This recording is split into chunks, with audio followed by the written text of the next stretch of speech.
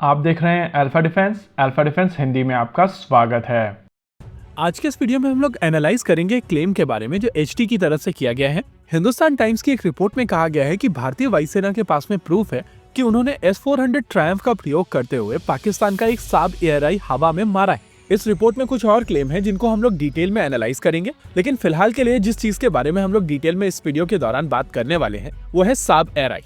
इस समय defence videos देखने वाली नॉन डिफेंस ऑडियंस थोड़ी ज्यादा है, इसी वजह से हम लोग इस एयरक्राफ्ट को ब्रीफली थोड़ा सा एक्सप्लेन कर देते हैं। साब एयरआई एक एयरबोर्न अर्ली वार्निंग और कंट्रोल सिस्टम है, यानी कि ये हवा में उड़ने वाला रेडार है जो कम ऊंचाई पर उड़ रहे टारगेट्स को ज्यादा दूरी पर देख पाता है। इस रेडार की रेंज फाइटर जेट के रेडार से ज्यादा होती है और इसी वजह से ये ज्यादा दूरी पर अपने टारगेट को देख सकता है। इस सिस्टम को स्वीडन की कंपनी साब बनाती है और इसकी अगर रेंज की बात की जाए तो वो 350 किलोमीटर की है। ऑपरेशन सिंदूर के दौरान पाकिस्तान की तरफ से अपने फॉर्मेशन के बारे में कुछ डिटेल पब्लिक की गई थी और क्योंकि वो भारतीय वायुसेना के फाइटर जेट्स को लेकर बातचीत कर रहे थे, इस वजह से उन्होंने अपने फॉर्मेशन को लेकर एक डिटेल्ड प्रेजेंटेशन की थी, जिससे हम लोगों ने साब एयरआई की पोजीशन को ट्रायंगुलेट किया था।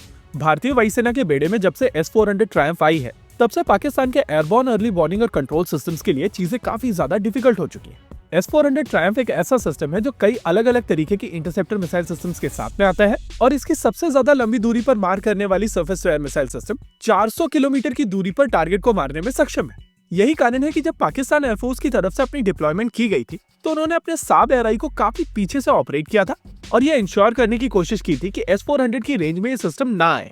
पाकिस्तान एयरफोर्स द्वारा रिलीज किए गए डेटा को जब हम लोगों ने ट्रायंगुलेट किया था तो उस हिसाब से इनके साब एयरआई पेशावर के ऊपर उड़ रहे थे और अगर आप श्रीनगर और पेशावर के बीच का एयर डिस्टेंस कैलकुलेट करेंगे तो आपको समझ में आएगा कि दोनों जगहों के बीच का डिस्टेंस केवल 300 किलोमीटर का है। यानी कि काफी पीछे से ऑपरेट करने के बावजूद अगर भारतीय वायुसेना की तरफ से श्रीनगर में S-400 ट्रायम्फ डिप्लॉय की जाती तो ये सिस्टम पेशावर के ऊपर इनके साब एयरआई को मारने में सक्षम था।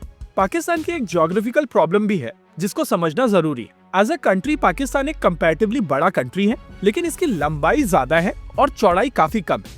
मैप लीजिए और श्रीनगर के ऊपर कंपास रख के एक 400 किलोमीटर का सर्कल खींचने की अगर आप कोशिश करेंगे तो आपके सर्कल में जलालाबाद आ जाएगा जो अफगानिस्तान में है। यानी कि भारतीय वायुसेना की S-400 ट्रायम्फ ऑपरेशनल होने के बाद में पाकिस्तान के अंदर कोई भी एयरक्राफ्ट कहीं पर भी सेफ नहीं है और ऑलमोस्ट हर एक एयरक्राफ्ट जो हवा में है वो भारत की रेंज में।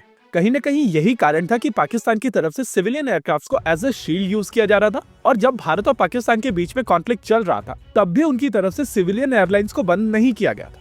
हालांकि सब कुछ इतना क्लियर भी नहीं है क्योंकि साब एयरआई को लेकर हिंदुस्तान टाइम्स की तरफ से जो क्लेम किया गया है उस थ्योरी में दो परेशानियां हैं। एक, अगर भारतीय वायुसेना की तरफ से साब एयरआई को हवा में नष्ट किया गया है तो यह एयरक्राफ्ट फाइटर जेट की तुलना में ज्यादा बेहतर तरीके से हवा में जलेगा और इसी वजह से हवा में एक बहुत बड़ा बबल देखने मिलेगा।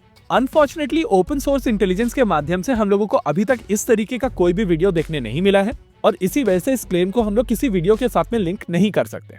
दूसरी चीज, अब इस ऑपरेशन को काफी समय हो चुका है और धीरे धीरे करके हम लोगों को हर एक लॉस के वीडियोस सामने देखने को मिल चुके हैं। साब एयरआई एक काफी बड़ा एयरक्राफ्ट है और इसी वजह से इसके रैकेज को छुपाना मुश्किल होगा। ग्राउंड पर ध्वस्त किए गए एयरआई की बात अलग है क्योंकि यह एयरक्राफ्ट हैंगर के अंदर था और वहां से फोटोग्राफ्स बाहर निकल कर नहीं आएंगी, लेकिन अगर पेशावर के पास में यह एयरक्राफ्ट मारकर गिराया गया है तो हम लोगों को कुछ रैकेज देखने को मिल सकता था और इसी वजह से मैं इस क्लेम को कंक्लूसिव नहीं मानता हूँ। हालांकि इस चीज को मैं पूरी तरीके से डिनाई भी नहीं करूंगा क्योंकि हिंदुस्तान टाइम्स की तरफ से क्लेम किया गया है कि भारतीय वायुसेना के पास में इसको लेकर प्रूफ है और जब ये प्रूफ हम लोगों के सामने निकल कर आएगा तब हम लोग इस पूरी सिचुएशन को एक बेहतर तरीके से एनालाइज कर पाएंगे। फिलहाल के लिए हम लोग इसको एक ओपन आइटम के तौर पर छोड़ रहे हैं और जब इसको लेकर ज्यादा डिटेल्स हम लोगों के सामने आएंगी तो इस टॉपिक को हम लोग दोबारा एनालाइज करेंगे। इसी के साथ आज के इस वीडियो में रखते हैं केवल इतना ही।